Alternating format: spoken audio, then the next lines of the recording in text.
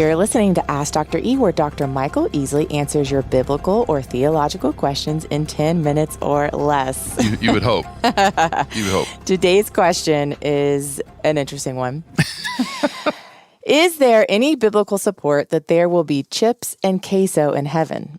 I've heard some say that the streets of gold might actually be cheese. Do you think there is any validity here? This comes from Paul and Ryan, whose last names we will not reveal. But we know. We know exactly who they are. So there actually is an answer to this. I mean, I can't wait. Yeah, me neither.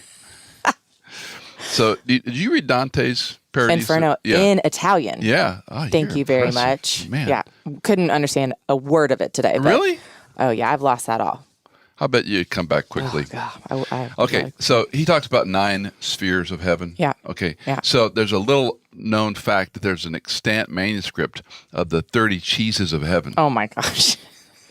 Some scholars think it's Dante, but we can't be sure. So I did some, deep dive for Paul and Ryan on this. So, I can't go through all 30. Okay, sure. And I can't be bulldogmatic. Sure. But let's start at the beginning. First of all, processed cheese will not be in heaven. Oh, my gosh.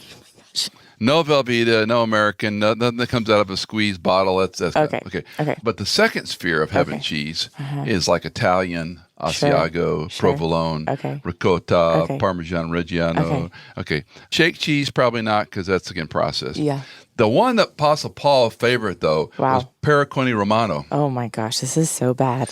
The third sphere, however, is blue cheese or Roquefort. Okay. And that is only for the faithful believers and the disciples who matured. Wow. Yeah. The other people can't get that. That's not the rewards in heaven. Wow. I mean, there are a lot of people that don't want that blue cheese. Well, I know one in Paul particular. being one of them. Well, I wasn't going to say his name, but I'll say it. The fourth is Brie or Camembert. These are real creamy and smooth and like your mom likes this kind of stuff. Sure. The fifth is cheddar, which ostensibly is the most popular cheese in America. Sure.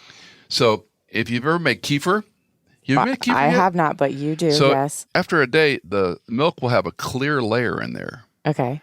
That's the whey. Oh, that's interesting. The solid is the curds. Yeah, okay. Curds and whey. Yeah. When you make kefir, that's how it's growing. Yeah. So they take those curds out. Yeah. And they put them in a mold to make cheddar cheese. So in heaven, these molds are done by a special Trappist monk. Oh, my gosh. Yeah, they used to make beer on earth, but in heaven, they transferred the Trappist monastery and they make cheddar cheese in heaven. Wow. The sixth layer is cojita, and this is a beautiful Mexican cheese. It's that white crumbly stuff. Yeah, I love cojita. Oh, it's so good. Yeah. And that's really found on St. Pietro's street tacos. Okay, sure. Now, can't do all 30, but back to their question. If the streets of gold were queso, number one, you couldn't walk, right? They'd be kind of messy. Yeah. Number two, there ain't no chips down there, So how do you know there aren't chips in heaven? Well, there's no extant thing. Dante only talks about cheese. He doesn't talk about chips or tortillas. Oh, Dante wrote off. Yeah. Got it. Well, some scholars think that. Sure. So what I think is there's a sub-fountain that's deep and wide that has extruded heavenly cheese that comes out. But as far as chips, Paul and Ryan, you better take your own. Wow. Okay. If you want to ask Dr. E a question, call us. You're not going to comment about anything. No.